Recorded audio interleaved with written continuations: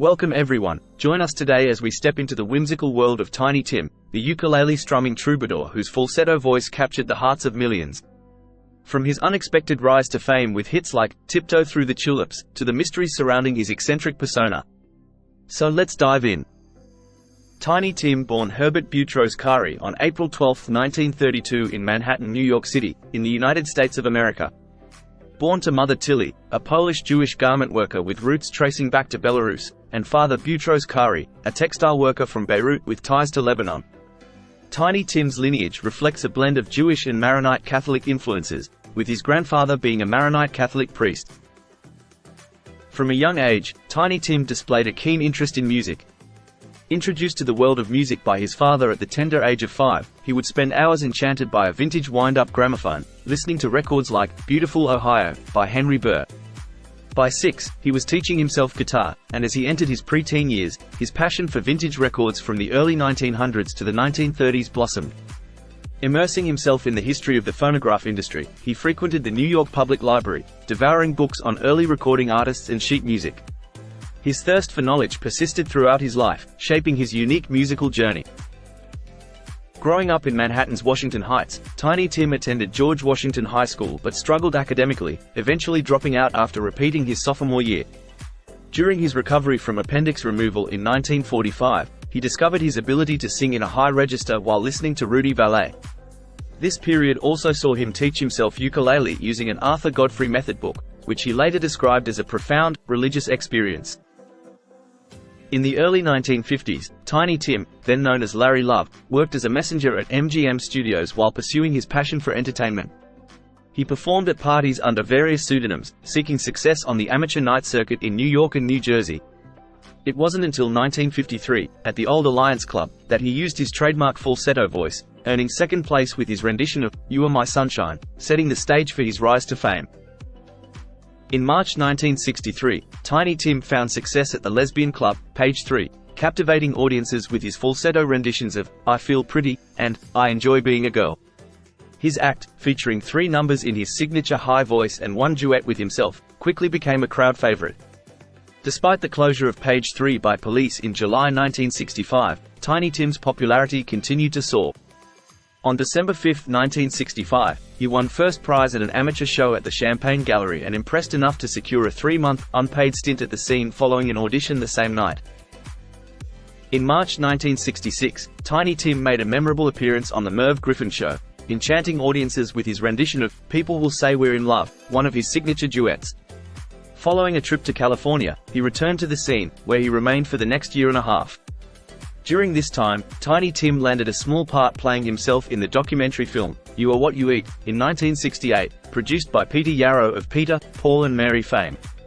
Yarrow's introduction led Mo Austin, an executive at Warner Bros. Reprise Records, to witness Tiny Tim's act at the scene, ultimately leading to a recording contract.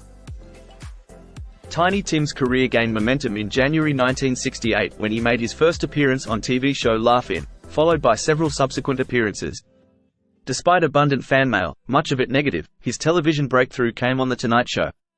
Following his initial appearance in April 1968, his debut album, God Bless Tiny Tim, in 1968 sold over 200,000 copies, with the single, "Tiptoe Through the Tulips with Me," becoming a hit. Tiny Tim quickly became a favorite guest on The Tonight Show, appearing approximately once every 7 weeks.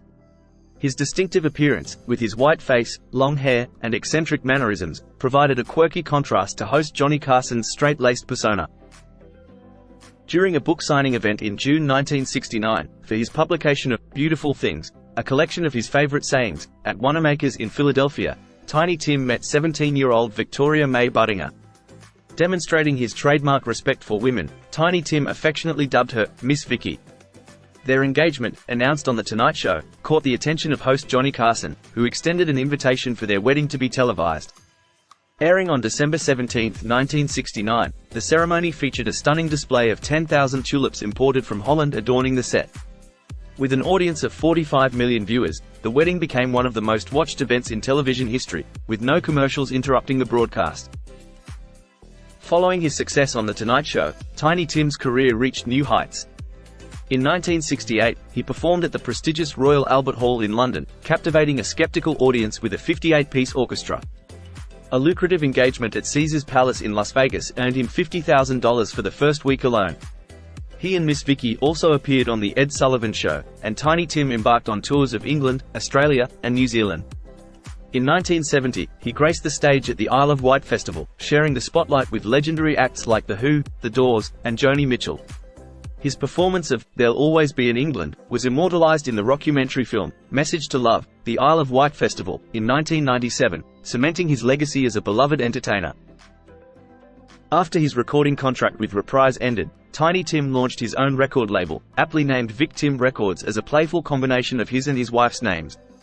However, Tiny Tim's brief moment of stardom began to fade.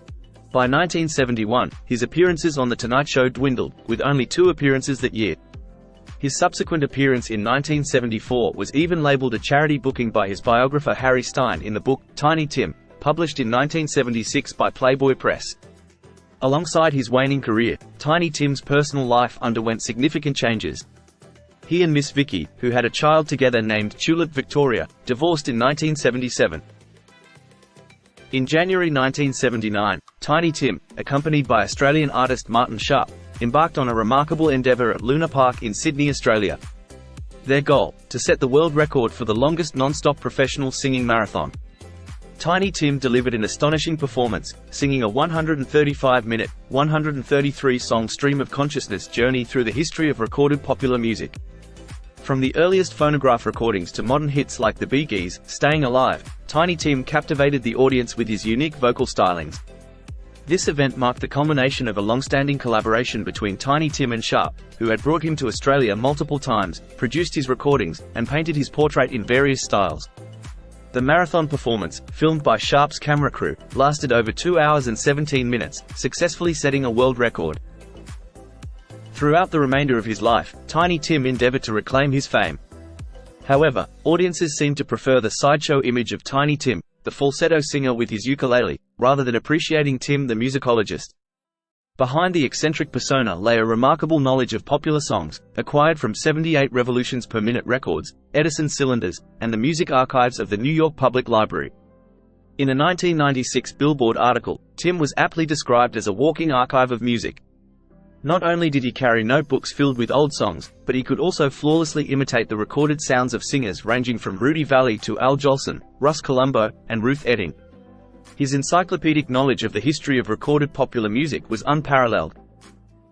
In 1980, Tiny Tim's song, "Tiptoe to the Gas Pumps," a response to the gas crisis, earned him another appearance on The Tonight Show, but it didn't lead to a resurgence in stardom.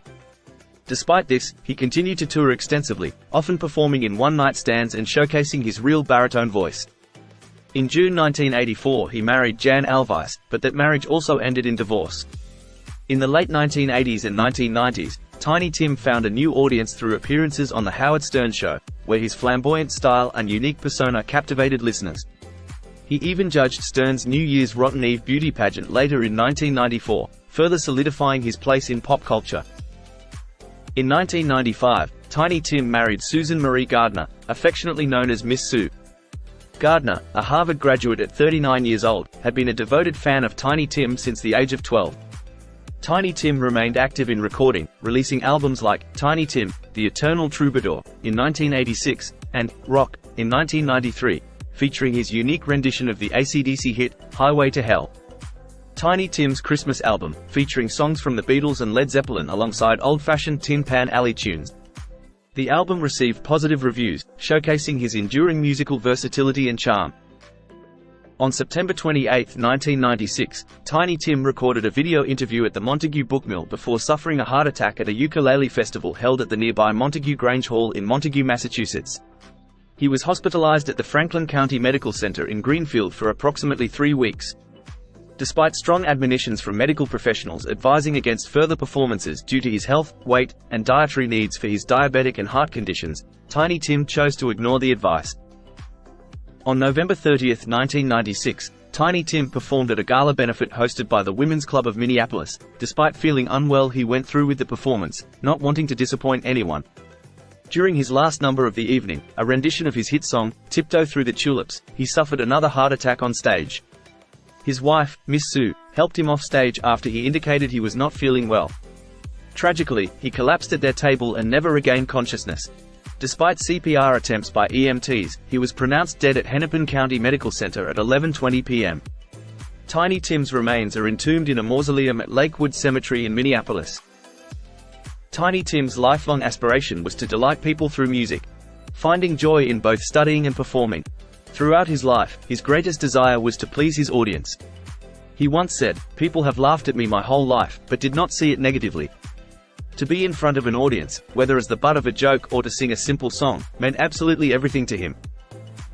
And there you have it. As we bid farewell to the enchanting story of Tiny Tim, his legacy remains a testament to the power of individuality and the enduring appeal of his unique musical stylings. Though his life was marked by enigmatic twists and turns, his spirit lives on through the timeless melodies he left behind. Thank you for watching. Don't forget to like and subscribe for more musical icons just like this. Take care and bye for now.